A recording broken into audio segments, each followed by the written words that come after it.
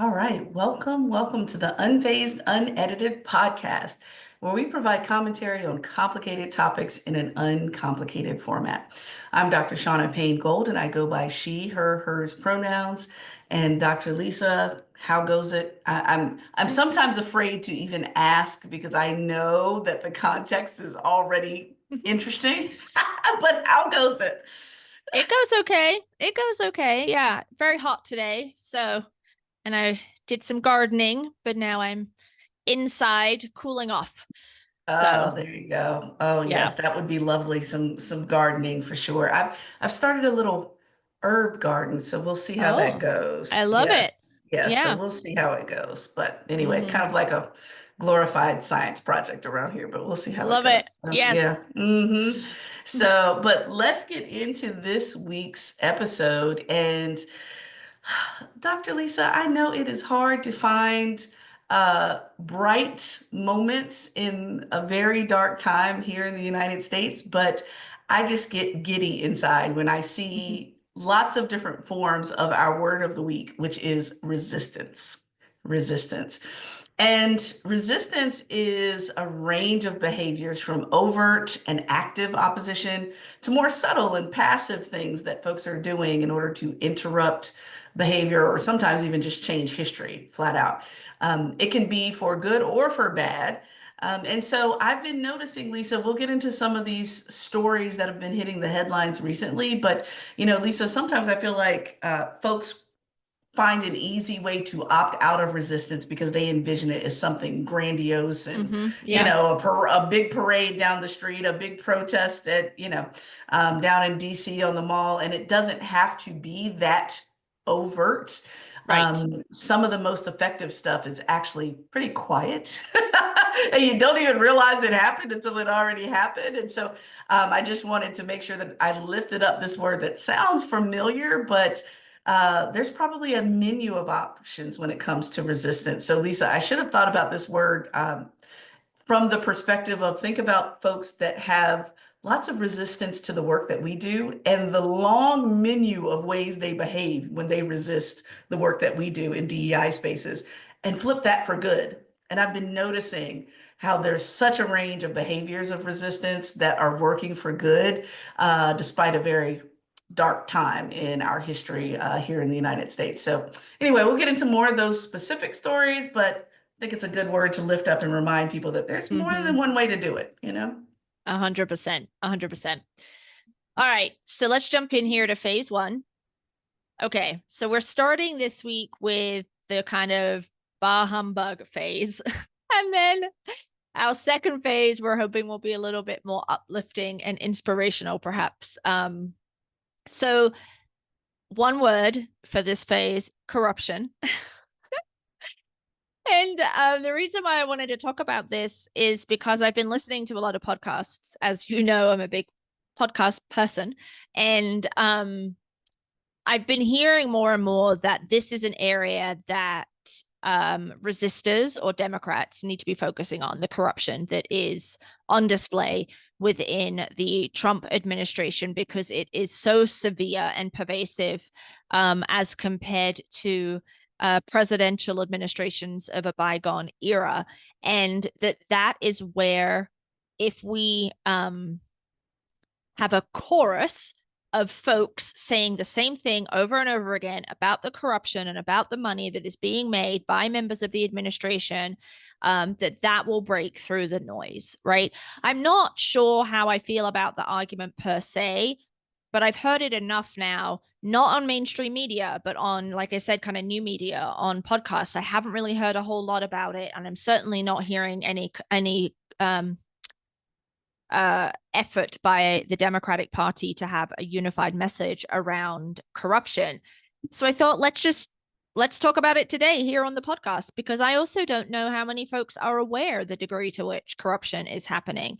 And I also just want to caveat this, I guess, Shauna, with when there are Republican administrations, Democrats cry corruption. When there are Democratic administrations, Republicans cry corruption, right? So there is a piece of this that can feel in one ear, out the other, blah, blah, blah, all politicians are corrupt.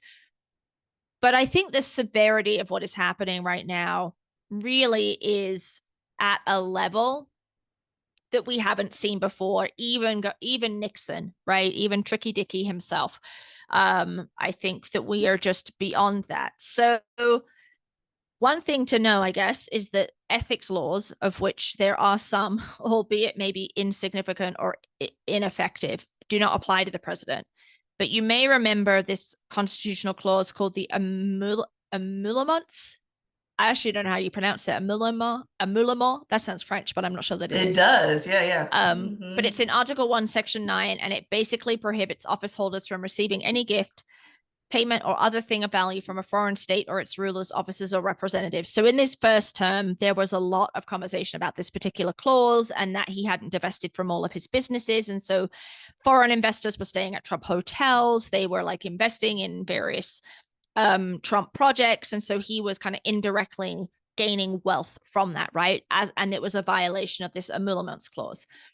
So the problem now is that the entity that would be enforcing any violation of that constitutional clause would be the Department of Justice. And the Department of Justice is, of course, under the thumb of the president, and no one there is going to be investigating anything like this, right? So I thought it would be useful just to share with our listeners a few ways that I see corruption happening. So the first one is a really clear one, I think. Truth Social is co-owned by Donald Trump. It is a publicly traded company, so you can sell and buy shares into that company. We don't know who's doing that. And we don't know the degree to which Trump is selling his shares. And then those shares are being bought by foreign entities as a means to gain favor with the president.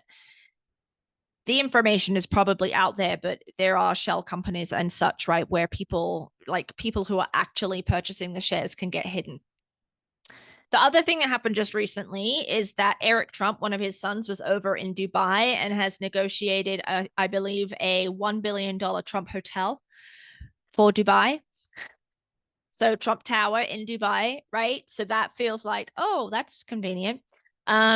Also just dropped very, very recently, the Qatari government is donating a plane, a 747 plane, that the president is going to retrofit so that it can become Air Force One, because he has always complained that Air Force One is not of high enough quality. And thus he needs an updated one, right? So you just think, I mean, like, taxpayer money. We are worried that taxpayer money is not going to the right places, yet apparently we're going to have a military parade that could cost around $45 million. And we're going to have this 747 that's donated, but the cost of upgrading it is going to be several $million. But the piece that makes it corrupt is that the plane is being donated to the Trump Presidential Library, but it means that he will be able to use the 747 after he leaves the presidency for personal use.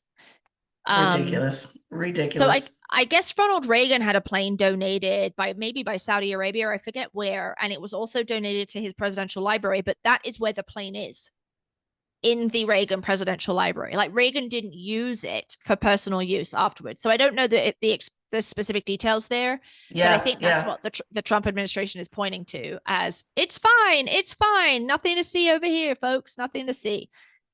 And then the other piece that's connected to kind of the Middle East and Saudi and Qatar and such is that the Saudi government backs a ton of golf tournaments, right? Some of you may have heard of Live. Yes. Many of those tournaments are held at Trump golf courses. And if you remember, not too long ago, a month, maybe 6 weeks ago, there were 4 military soldiers, I forget their exact designation, were killed in an accident in Lithuania, I believe. And what is typical is when deceased soldiers are repatriated into the United States, the president meets them at wherever they land, whatever Air Force base that is that they land at. Trump didn't do that. He sent J.D. Vance, because where was Trump, Shauna? I know he was playing golf. I know he was. Well, yes. I mean, if you don't know where the president is, just assume that he's following a little white ball around. Yes. So he was at one of those live golf tournaments at one of his golf courses where the folks who back those tournaments were present. So the Saudi head of the Saudi Sovereign Wealth Fund was present. And don't tell me they weren't having conversations about financial deals and this, Of that, and the course other, they right? are. Of course they are. Of course So they are. that's just a couple there. But then the other thing I wanted to point out was there are two laws that would kind of ratchet down on some of these corrupt practices, but neither of them are being enforced by the Trump administration. So the first one is the Foreign Corrupt Practices Act, which is designed to prevent US entities from bribing countries abroad, companies, foreign companies. You cannot bribe foreign companies. But they're not enforcing that. Like, what? Why would you not enforce that if not other than I want to bribe foreign companies, right? Hello, you're telling on yourself by not enforcing it. Right. Yeah.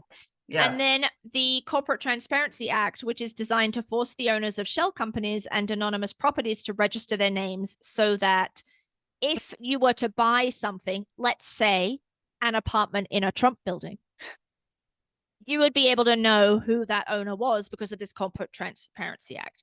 The DOJ is not enforcing that either. So folks can buy things related to Trump to curry favor, but there's not going to be a way to track that if this particular Corporate Transparency Act is no longer implemented. So I have more. Are you ready for more? Go for it. I've got some thoughts, but go for it. Go for it. You're on a roll. Go for it. Okay, two more things. Elon Musk. So Elon Musk was being investigated by the DOJ pre-Trump, right? For lying to shareholders related to the kind of self-driving car, like securities and wire fraud. I don't know the exact details of the investigation. My guess is that's not going anywhere anymore. He, through Doge, had access to competitors' information. He also had many federal contracts, which, lo and behold, did not get canceled. Shocking, hey? He was reducing the size and scope and staff of many of the regulatory agencies that were overseeing his companies, right? That had a regulatory oversight. And then Anne Applebaum, who I love, if you don't know her, she writes for The Atlantic. She's done a ton of stuff around autocracy. That's her specialty. Like, she's lived in Poland and I think perhaps Russia also, and she's just very educated on this. She said that essentially Musk's role in Doge, kind of slashing and bashing the federal government and all these regulatory departments, is that he can determine government policy towards his own companies. He can direct money towards his companies if he wants to. He can eliminate regulations of his companies if he wants to, right? That's the degree of, I mean, it's not even a conflict of interest, Shauna. It's like out of this world, self-serving. Yeah, that's where I was going. I was like, at first I started thinking that, oh, this is like 10x conflict of interest. And I'm like, no, it's actually not. It feels like, Lisa, when when I was a little kid and we'd play card games amongst my cousins. And once you start playing the card game, you kind of know, okay, I need to bend, change, get rid of this rule in order to win. And now we're in the game. Right. As soon as he was inaugurated, he's in the game now. And so now let's remove rules. Let's get rid of things. Let's remove anything that prevents him from, quote unquote, winning. What winning looks like is a lot of things. Winning is ultimate power. Winning is more capitalistic endeavors. Winning is more privatization. That's all the winning of the proverbial game here.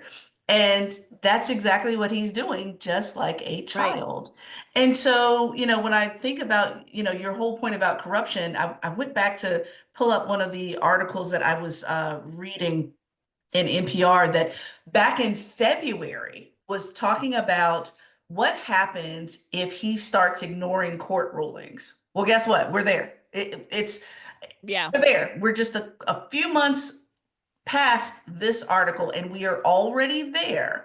And there were attorneys that were writing in response. For example, there was Kristen Hickman, as she's a professor at the University of Minnesota Law School. Initially, back in February, said, "Hey, wait a minute. Let's not be hyperbolic about this. I caution everyone not to tout this as a constitutional crisis. And that was in February. And now, Lisa, I'm not an attorney, but let me just be clear. Everything that I've read has gotten us to that point where he said, no, I don't care what the Supreme Court says. I don't care what any court says. Even if they rule against me, I'm still going to do what I want to do. And so this is an opportunity to think through, again, going back to your point, if it was the average American citizen that did any of these, they would be rotting in someone's prison at this point. Yeah. And this person continues to be the exception to every rule. In fact, not just the exception to every rule, the antithesis of rules at all. And that's what becomes the corruption piece of things. And I'm with you, Lisa. Every administration has some level of corruption, but look, as my friends say, you're playing in my face too much. Meaning, when I say playing in my face, that means you're doing stuff in my face as if we are not going to respond accordingly. You're blatant with it, you're overt with it, and you dare anybody to challenge you with it. And on one hand, Lisa, I can't say this is unexpected, but on the other hand, I'm looking at the folks that constitute the balance of power, thinking, it's your job to check that. Are you going to check that? Because I'm waiting on you to check that, because that's why you were elected or appointed, was to check that. Now, I realize there's some exceptions in the in the Supreme Court because many of them were appointed the first time by Trump. But for those that were not appointed by him, where's the check and balance? Because that is literally your job as a representative of this country. It's your job. So if that means throwing a sitting president in a prison, because you would do that to any other American if they ignored a court order. I've seen particularly Black men that stepped one big toe over a state line when they were on probation, and they have not seen the light of day for many, many years. Why do you get an exemption from that? So I'm, again, Lisa, that probably is the broken record of this podcast, is that we are never surprised, yet we're still expecting a response. And with the whole, even the divestment that you were mentioning before, it's like, well, why would I divest if I was planning to benefit and my big goal is to privatize that function anyway? I'm not going to divest. Right. And that because there's no norms anymore. The norms are meaningless. None. Every other president divests, they release their taxes, they do that, but he's not being held accountable, and he's just blowing through it. So this kind of argument, well, you just don't do that. Well, people don't do that. Well, that is not a useful argument when it comes to Trump, because he just does that, right? And so I think the Democrats actually need to do a little bit more of that, to be honest. Like, I'm not suggesting that they're breaking the law, but they need to be like, instead of, we can't really do that. No, you just need to do that, right? Whatever that is. And you need to do it loudly and collectively in one voice. Like, you think resistance. There you go. The way that he used crooked Hillary, lock her up, crooked Hillary, over and over and over and over again, right? And it stuck, and other people started using it and in his orbit. And the Dems are doing that, and they need to do that. And I haven't mentioned it, but I do just want to throw in there cryptocurrency. I understand it's complicated. I don't fully understand it, but he has a meme coin, which is actually kind of, they're weird. They're not really worth anything, but people are throwing tons of money into it. And he had a competition that the top 220 investors in his meme coin would have a private dinner with him and a private tour of the White House. I mean, if that is not explicitly buying his favor, I don't know what is.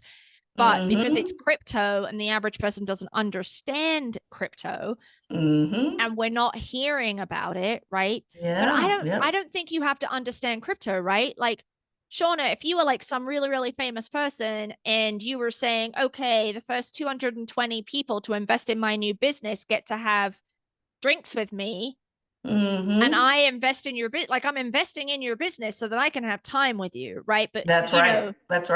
This is the person I'm now having time with through this meme coin is the leader of the quote unquote free world, right? Someone who has a lot of power. that could do things for me, perhaps for my company, could maybe like push those tariffs aside or reduce those tariffs or just help me out, throw me a bone, right? Because I donated all this money to your meme, donated in air quotes, all this money to your meme coin. So for those of you who aren't paying attention, start paying attention. You don't need to understand crypto, but you do need to know that this is a very covert, veiled way that people are getting access to the president, and no one is holding him accountable. To your point, Shauna, no one is holding him accountable. The cryptocurrency, the meme coin is yet another golf course, Lisa. It's Right. another golf course. Right. It wouldn't the same thing happen if I had a certain amount of money and had any remote interest in speaking to that man, which I would not. But let's just say I did have a remote interest in being in his orbit because I need him to make certain things happen for me in my business. Right. I would invest in playing golf on his golf course. Yeah. Same thing here. I would invest in a coin in order to be able to have that invitation to come to the private dinner, to be at the White House tour, to bend his ear a bit in regards to things that I need.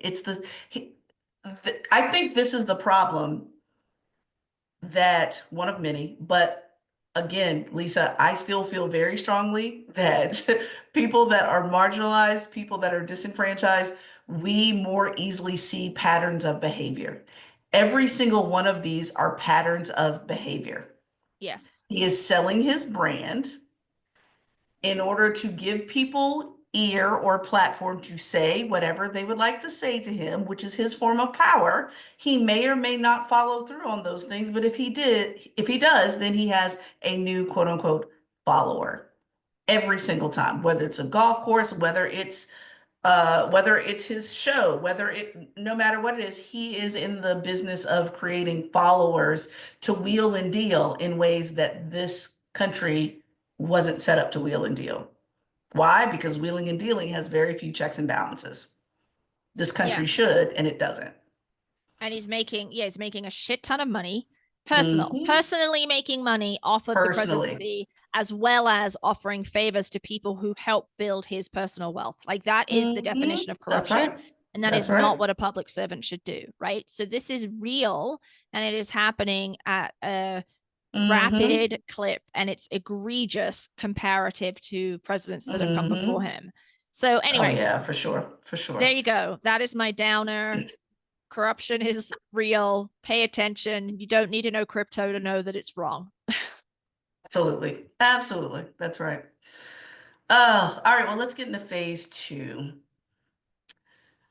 So, Lisa, over the years in my on my social media platforms, I've always done my best to try during the month of June, which I realize isn't the only Pride Month, but it is a major Pride Month here in the US. Every June, I've tried to post the laundry list of different pride flag designs because there's so many of them. It's not just the rainbow flag. It's not just the trans flag. It's a lot of them. I'm still learning them as I move forward each year to year. And so, Lisa, it really caught my eye that Salt Lake City, the capital of Utah, has created some new flag designs. And what I think is interesting is that they've created these flag designs in such a way that a version of, if you will, the rainbow flag has been accepted as one of the city's flag designs. And the city has more than one. And so what I think is interesting is that as I continue to read a little bit more about the city council and how they came to this decision, I think the vote was 5-1-4. I think what was really crucial about the conversation was I am loving these loopholes that people are identifying and using as resistance. I mean, it's so fascinating to me that, this has been one move of many that I've seen. And Lisa, I'm always, as heavy as the news can be, obviously, I'm always looking for just a few glimmers of hope. We talked about on a previous podcast Yep. that flicker, just we don't want it to go away. And so I'm looking for these instances. And so Salt Lake had one of those.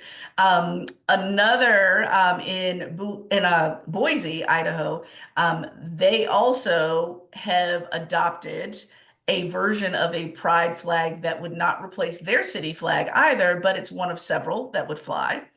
Um, that was interesting to me because I've had this conversation with my parents. I've had my conversation with a lot of people who, interestingly enough, yes, I realize that the rainbow flag or anything rainbow has been a clarion call of the LGBTQ plus community. But at the same time, a rainbow is still a fundamental visual, whether it's connected with a community or not. Like when you think about being a child in elementary school, one of the Yeah. first things you learn how to draw is a rainbow so that you Yeah. learn all the RGB, all the colors, right? And so I remember when Kendrick picked out these really cool cleats for football, and the soles of the cleats were rainbow colored. Mm-hmm. And I remember my parents almost to the point of paranoia saying, oh my God, I'm not sure he should wear those shoes because, there are really mean people out here and they may say something Interesting. to him and so forth. And I'm thinking to myself, on one hand, trust and believe. Dad and I are at every game, at every Mm-hmm. practice. Mm-hmm. If somebody has something to say, we will handle it on the spot. That's number one. But number two is an entire community doesn't have to solely own a visual, Right. right? So I even deal with that with my sorority colors, for example. Like when Wicked came out as a great example, my sorority colors are pink and green. And so when sorority members of mine said, oh, well, Wicked kind of took over the pink and green motif. And I'm like, well, do we really own the colors pink and green, or are they Right. emblematic of what we do? And so I had some really interesting conversations just about that. And so I'm loving seeing the resistance that's in place, even with, we know the Kennedy Center has been a mess since 47 became Mm-hmm. I guess he's the executive director now, or the Yep. chair Yep. of the board, if you will. And so there are a lot of folks that have resisted. And so most recently, some of the cast members of Les Miserables has said, no, not going to perform at the Kennedy Center. We Mm-hmm. are boycotting. And on top of that, we know that he plans to attend our performance. We're definitely not performing. So you better get Mm-hmm. the understudy or whoever else, but I'm not going to be there. I love that. Um, We've spoken before in a previous episode around the Naval Academy removing 381 books from their library. And William Marks, who is a 96 alum of the Naval Academy, has said, oh, no, I'm launching an online fundraiser to make sure that midshipmen have access to those books regardless. And at the point of this recording, Lisa, it's almost $70,000 in that account. And so, Mm-hmm. given that, I'm just clinging to the shimmers of resistance because they don't all have to be loud. They don't all have to be overt. In fact, I think, Lisa, sometimes the most covert resistance ends up being the most effective because they're almost camouflaged in a way, right? You Yeah. don't see Yeah. them readily, which means you can't really take them down because you don't even know that they're functioning, right? Mm-hmm. And so with that, I gave Lisa an example before we hit record, is that when I was at a particular university, I was responsible for obviously diversity, equity, and inclusion work. And we always published an agenda for what the meeting was going to be. And there were, gosh, at least 7 of us that were always on the agenda. And I noticed in my first 3 months or so that my name and my agenda, which was always DEI, my name and my agenda were always last on the agenda. And I'm thinking to myself, oh, well, maybe they're going in alphabetical order, or maybe they're going in Mm-hmm. seniority, because that would have been valid because I was not the most senior person in the room. But then I started noticing that the cadence of those meetings got longer and longer in such a way that there was never an opportunity for me or the last 2 people on the Uh-huh. agenda to get our Mm-hmm. points across. And that was a strategy of the individual that was crafting the agenda. So when I bring it up amongst that very same room to say, hey, I've noticed that myself and Lisa, for example, constantly get our agendas cut short so that we really can't move our work forward. Is there a way to make it more equitable where all of us have a Mm-hmm. round at being first in these meetings, or Yeah. at least going in a different order each meeting so that we all have an opportunity to be heard, or we all have an opportunity to be cut off, like I was being cut off. And so in that way, the person that was building out the agenda was covertly affecting our work. Mm-hmm. They were the most effective until they got called out. Let's put it that way. And so, Lisa, when I think about resistance, I'm just very kind of hell-bent on making sure that people don't automatically opt out of resistance because their style of resistance is a bit quieter, because I think some of those can be the most effective. So, Lisa, I'm sure you've probably seen some resistance in certain areas, but I know based on our phase one we just talked about, we're looking for even more resistance, especially from those people where it's their entire job to resist, right? So anyway, Yeah. those are some glimmers. I'm wondering if you've seen other glimmers of resistance as well, because we need more of them, many more. Mm-hmm. Yeah, I mean, just as a little context with the flags in both Boise and Salt Lake, it's because their states banned the flying of LGBTQIA flags in any government school building. So they Mm-hmm. manipulated the rules, right? That's the larger Mm-hmm. context there. I was just recently with a friend of mine who does legislative work in Utah, and she was telling me a little bit more about the dynamics of the Salt Lake City Council, because Oh, it's yeah. mostly Democratic, because Okay. it's a little dot of blue, right, in a sea of red. And Mm-hmm. she was saying she wasn't sure why the mayor really wants that job, because it would just be so hard, because you're constantly fighting, right? Because you are the mayor of a city um that is, surrounded by laws and rules and regulations that are kind Mm, of in opposition to what you stand for. And so she was really pleased to see that the mayor and the city council had done this, because, you know, why not? Kind of that whole point yeah. around corruption, right? And why aren't Democrats being essentially going to the mat, right? And so she was kind of Mm, seeing that this move was a little bit of going to the mat and needing to do that every single time. So obviously, not mm-hmm. everyone who listens to this is a legislator and Right. has that angle, right? Mm-hmm. But connected to my Utah friend, we went to see Good Night and Good Luck, which is the Ah. theater performance that was 2005. The film came out, George Clooney. So 20 years later, and he has Mm-hmm. this theater performance where he this time does play Edward R. Murrow. He didn't in the Mm-hmm. film, but the whole film is about McCarthyism, or the whole story is about McCarthyism and how Murrow essentially stood up to Senator McCarthy and was using news media to push back. Um, Mm-hmm. and um, it's interesting because it was CBS, and I'm thinking about CBS now and how they are not resisting when it comes to 60 Minutes, right? And the producer resigned because he didn't have the same editorial control over the content of 60 Minutes. They are looking like they're going to settle. Talk about another corruption, right? They're going to settle with Trump when they didn't do anything wrong. So it was really interesting to have that happening now and be watching this theater performance about the ways in which um, Murrow and CBS kind of push back on McCarthyism, because there's obviously a lot of overlap and similarities between then and now. But Mm-hmm. he would ask, and I'm not going to get this exactly right, but I think he would Mm-hmm. ask his viewers, like, what are you doing now? Like, what are you going to Oh, do? What are you do? I forget exactly how he said it, right? And yeah. George Clooney said it in the theater performance, and the theater performance ends with a whole litany of video clips of all the ways in which the media is being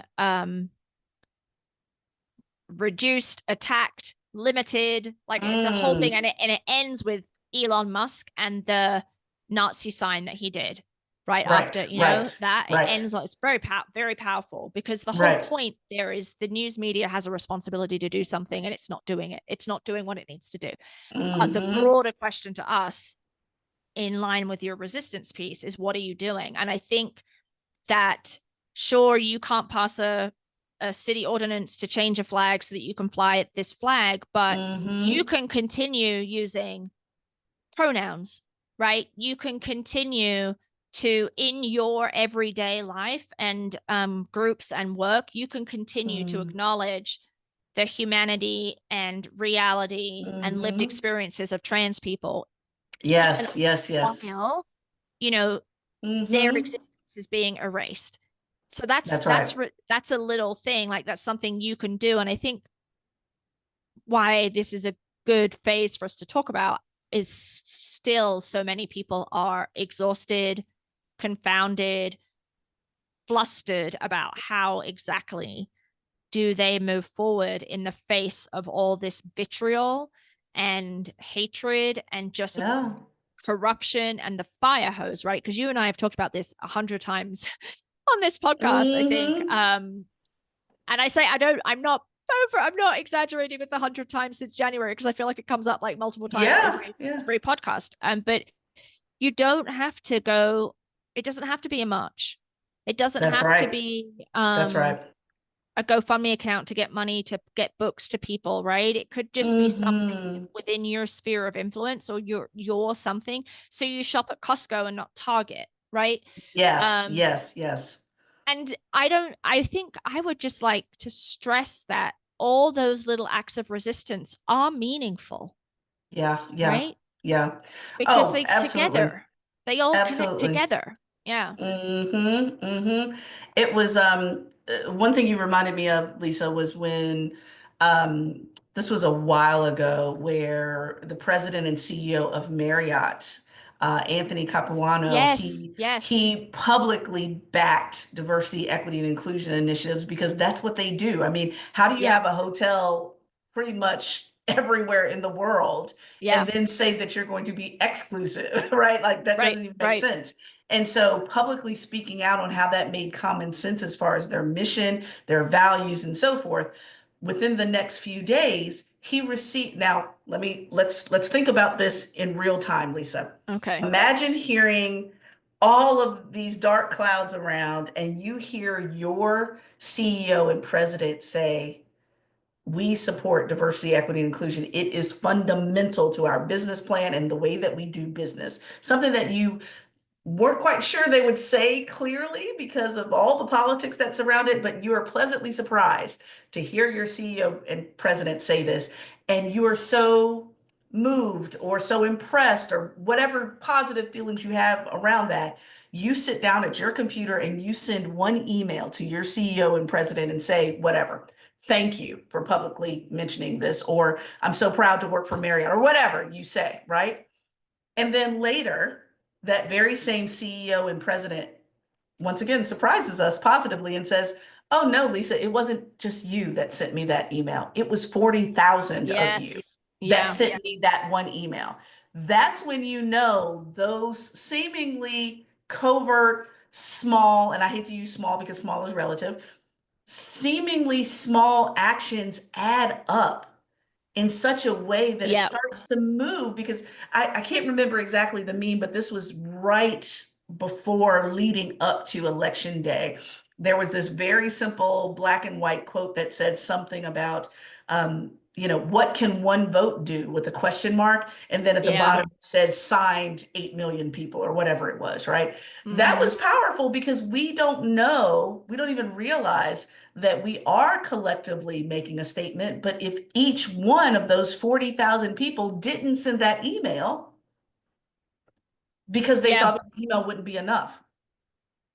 Yeah, I mean, it affirmed his move, Incredible. right? So he's less likely to backtrack now because of that. Um, and it's just, Mm-hmm. yeah, every person made a single decision to send a single email, but that ended up being and he's probably received more since then. I remember that.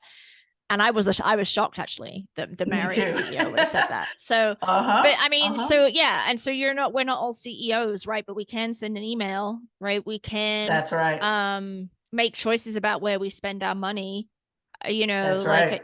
I think that that we can do a protest march or not, right? We can't Mm-hmm. necessarily be loud and proud in our resistance if we fear losing our job. Not everyone can do that, but that doesn't mean that you don't have avenues. And I think that the Mm-hmm. examples that you've shared today, Shauna, are really instructive in how to think about what does it mean for me. And that was Edward Amaro's question, like, what are you doing, What are you doing? Yes, or yes. something like that, right? Like, but it was you, like, Mm-hmm. what are you, Shauna, doing?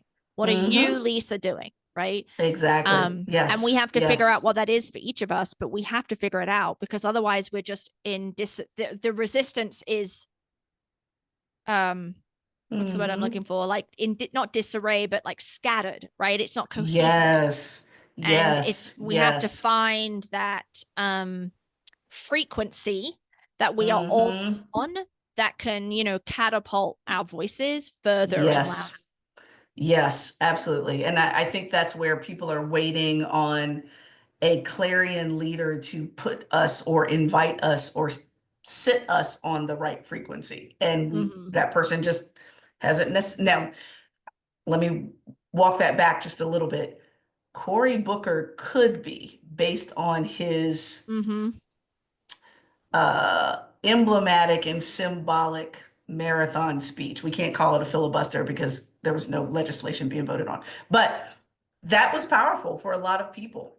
People took notice that at least he's doing something. Thank you. Yes, It's doing courage, something. the Yes. courage of doing something. So, that I think is our call to our listeners is do something, Yeah, whatever it 100%. is. Don't Mm-hmm. think it's too grand. Don't think it's too small. Do something, because once we all start doing something, things are going to move in a particular direction. Lisa, I can't remember. I'm going to have to look it up and see what concert it was, but there was a concert recently where, 100,000 people at this concert. And, obviously people bought their tickets, showed up to this open air concert, and the noise from the concert was so strong that I think it registered like a 2 or 3 earthquake. And I just wish that would happen Seriously? politically. Like, Yeah, could this happen politically? I think we it do need could, it. but we have to orchestrate it in such a way that we're, again, on the same frequency. We're all cheering at the same time. We're all speaking at the same time. We're all speaking the same thing. We're all singing the same lyrics to the same freaking Right. song. And I just don't think we've had that earthquake to any degree that we need. It's just No. not there. So anyway, I don't mean to land on a very sour note. I'm actually landing on a very positive note in that whatever we're doing, especially for the people that are listening to our podcast right now, whatever you're doing, keep doing it. Encourage people Mm-hmm. around you to do it in such a way that we start to kind of create that mild earthquake that we need to shake things up Yeah. here. So, Yep. yep. Agreed. All right. All right, well, y'all, that is it for this week's episode of Unfazed Unedited. We are encouraging you to reach out to us on all of your social media podcast apps that are your favorites. We are there. You can find us at Unfazed Unedited with brackets around that first un. You can also email us at info@unfazedpodcast.com. Too many unfazed there. Info@unfazedpodcast.com, or visit our website at unfazedpodcast.com, where you can access everything, old and new shows. So if you like this week's episode, please like, subscribe, leave a review, share it with your friends, coworkers, or others in this phase of your life. So, Dr. Lisa, until next time, All right. Till next time. do something.